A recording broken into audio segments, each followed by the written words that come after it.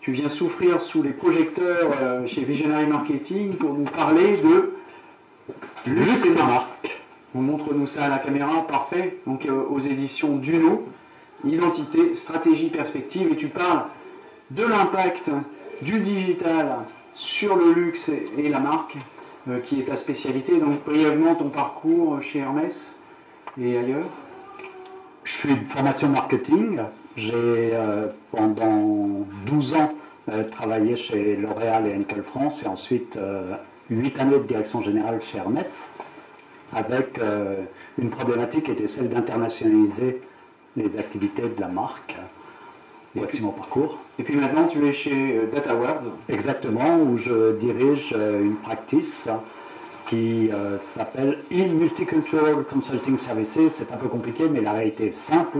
Il s'agit de proposer des interventions de conseil centrées sur les questions de multiculturalisme et qui concernent le déploiement international des stratégies digitales des marques. Alors, parlons justement du luxe et du digital et des impacts du digital dans l'industrie du luxe. À l'origine, ce n'est pas une évidence parce que l'Internet, c'est cheap. Internet, c'est cheap, Internet, c'est transparent, Internet, c'est les bonnes affaires, Internet, c'est, pour une marque de luxe, accepter que plein de personnes différentes parlent de la marque. Donc en fait, les valeurs d'Internet et les valeurs du luxe, elles étaient juste opposées. Et pendant très longtemps, le luxe s'est tenu à l'écart d'Internet. Il trouvait qu'Internet était une menace pour lui. Il trouvait qu'Internet ne lui apportait pas beaucoup d'avantages. Et c'est récemment que les marques de luxe se sont tournées vers Internet en se disant que Internet devenait indispensable, en particulier pour parler aux classes d'âge les plus jeunes, mais pour parler aux nouvelles clientèles du luxe. En Asie, tu sais comme moi que les clients du luxe sont extrêmement connectés. On parle de millennials qui passent leur temps sur les réseaux sociaux, qui passent leur temps à se renseigner sur marques de luxe sur Internet. Et donc les marques de luxe se sont dit, il faut que nous soyons sur Internet aussi. Donc c'est plus ringard. Et surtout, c'est cet esprit d'ouverture qui était un peu contraire aussi à l'esprit de mystère qui règne dans l'industrie du luxe. Oui, le luxe, c'est des savoir-faire, c'est des tours de main, ce sont les personnalités très affirmées des directeurs artistiques ou des directeurs de création des maisons.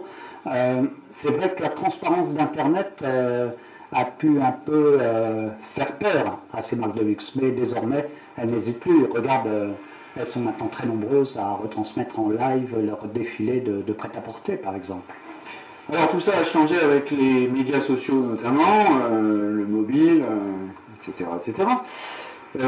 Mais aussi les marques de luxe se dirigent en masse vers la publicité en ligne, les réputations et surtout l'international. Alors nous y voici, le multiculturalisme, quelle est son importance dans cette industrie du luxe et notamment dans sa capacité digitale? Moi je crois que les marques de luxe, désormais, elles doivent accorder énormément d'attention à la manière dont elles s'expriment et à la manière dont elles essaient d'être aussi locales que possible dans chacun des pays où elles ont soit une filiale de distribution, soit un agent distributeur, soit des boutiques. On a assisté à une évolution très importante pendant très longtemps, jusqu'aux années 2005 environ. Les marques de luxe, elles étaient internationales, c'est-à-dire qu'elles avaient un modèle d'origine, c'était très souvent un modèle européen, pour ne pas dire français ou italien, et elles essayaient d'imposer ce modèle dans tous les pays où elles étaient présentes, sans beaucoup d'adaptations, sans beaucoup de variations.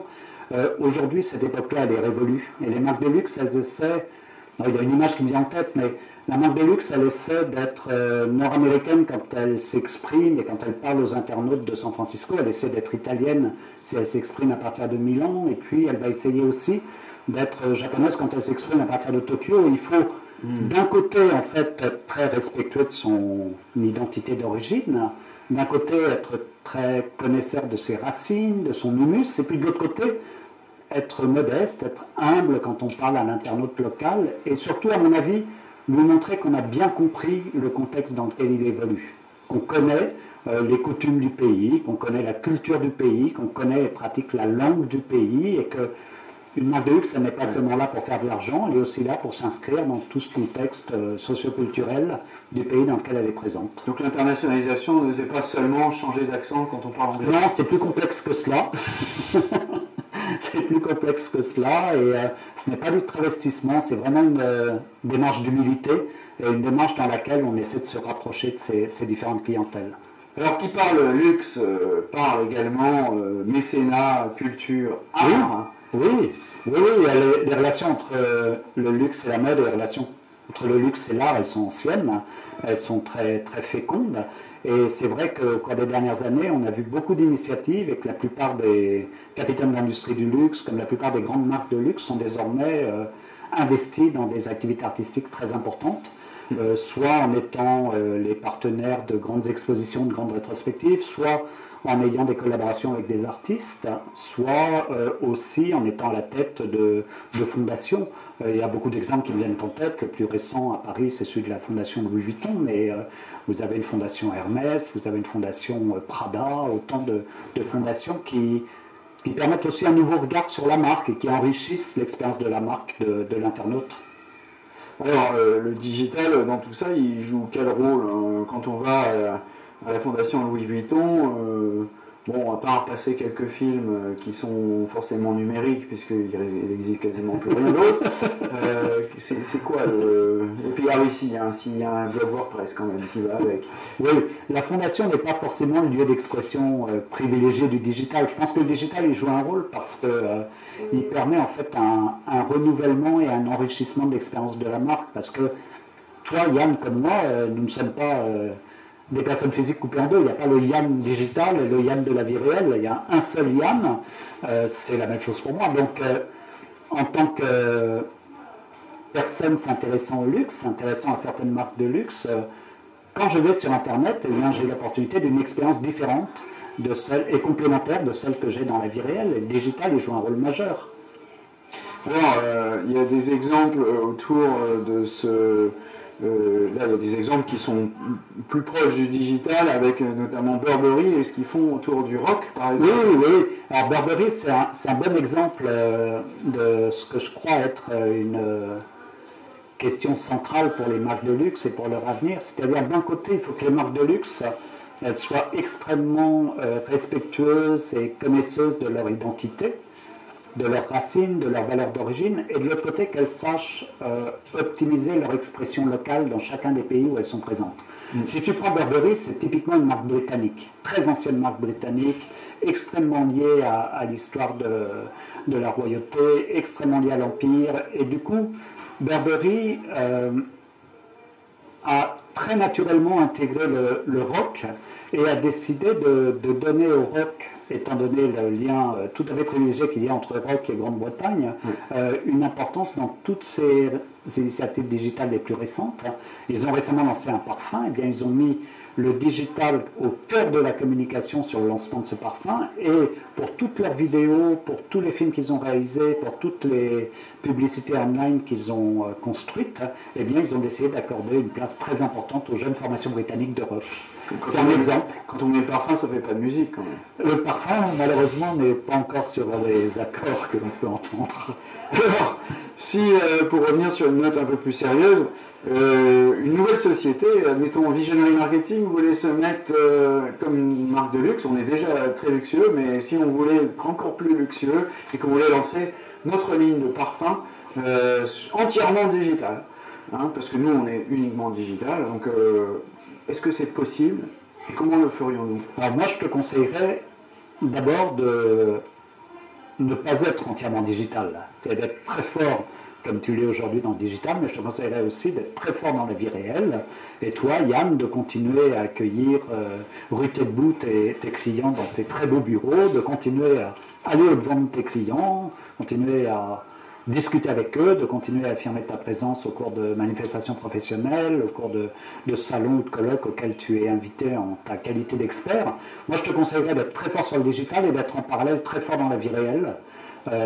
Il y a une formule qui résume cela, on l'appelle on to off ou off to on, ça veut dire online to offline ou offline to online, et il y a l'idée de créer des synergies entre la vie de Visionary Marketing sur le digital et la vie de Visionary Marketing dans le monde réel. Alors d'ailleurs, il y a un exemple américain qui s'appelle Warby Parker. Est-ce que tu peux nous décrire? Oui, Warby Parker, c'est une marque qui à l'origine était une marque Digital First, donc qui ne vendait ses produits, ce sont des lunettes aussi bien de vue que solaire, seulement sur la toile, et qui récemment s'est rendu compte de l'importance d'avoir des boutiques physiques et a décidé d'ouvrir une première boutique à New York. Et les fondateurs de Warby Parker ont dit ce n'est pas du tout nous renier que d'ouvrir cette première boutique, mais c'est pour vraiment donner une expérience de la marque la plus complète possible à nos acheteurs. Alors, pour conclure, le Web to Store, on y croit aussi beaucoup, et aussi dans le luxe, pourquoi pas, mais pourtant, je me vois mal faire du click and collect sur du parfum, par exemple. Le parfum, il faut que je le sente, il faut que je le touche, faut que je le mette sur moi, quoi, pour voir comment ça réagit. Et puis il faut que je vois le paquet, je regarde, quoi. C'est peut-être que le Web to Store il est un petit peu différent en luxe que par rapport aux autres formes de distribution. Moi, je crois que ce qui est très important dans le luxe, c'est véritablement l'échange humain. Ce sont des produits, les produits de luxe, des produits impliquants, les prix de vente sont élevés, ce sont des décisions d'achat qui se prennent sur des critères paradoxalement souvent assez subjectifs, assez intuitifs, donc il faut se sentir en confiance. Et je pense que la confiance, elle naît de la relation humaine en one-to-one avec le vendeur, avec l'ambassadeur de la marque, et que le lieu privilégié de cette relation humaine, c'est la boutique physique. On peut se renseigner sur Internet, on peut même bien sûr avec des push buttons avoir un contact immédiat avec un conseiller de la marque au téléphone, mais vous n'aurez pas la même qualité de relation humaine que celle que vous pouvez nouer avec un ambassadeur de la marque dans une boutique physique. Et puis si on a une boutique physique et qu'on veut en améliorer la qualité ou l'innovation, on peut aussi recourir au digital pour faire autre chose que simplement vendre des produits. Exactement. Qui dit boutique physique ne dit pas que l'on se ferme au digital, on peut digitaliser, c'est le terme un peu barbare qui est utilisé, mais on peut digitaliser le point de vente, c'est-à-dire qu'on peut enrichir l'expérience de la marque dans le point de vente en ayant recours par exemple à des effets spéciaux, à des écrans géants, on peut équiper le point de vente en tablette, on peut avoir des vitrines interactives, on peut avoir plein d'outils digitaux qui vont vous permettre d'avoir un nouvel intérêt, un intérêt renforcé pour l'expérience de la marque vécue dans la boutique physique. Donc on voit une grande latitude pour inventer l'avenir, mais par contre aussi quelques limitations, notamment autour de la co-création par exemple. Oui, je ne pense pas que le phénomène de co-création ait une grande influence sur le luxe. Le luxe, ce sont des univers, ce sont des industries qui répondent à un marketing véritablement de l'offre et pour lesquels le rôle du directeur artistique ou du directeur de la création est extrêmement important. Je vois mal à l'avenir les marques de luxe véritablement raisonner en matière de co-création. Par contre, il y a une tendance qui est très porteuse et que l'on voit se développer très vite, qui est celle de la personnalisation. Personnaliser les produits de luxe, rajouter des initiales, rajouter un monogramme sur un porte-document, sur un sac, oui. Co-créer véritablement entre l'internaute et le studio de création ou la direction artistique, il me semble que c'est plus complexe. Alors merci Alexandre, on va peut-être montrer à nouveau le livre Luxe et marque, identité, stratégie, perspective aux éditions du Nom, et on le trouve partout dans les bonnes librairies. si le digital ne les a pas supprimés. Merci Yann. Merci Alexandre.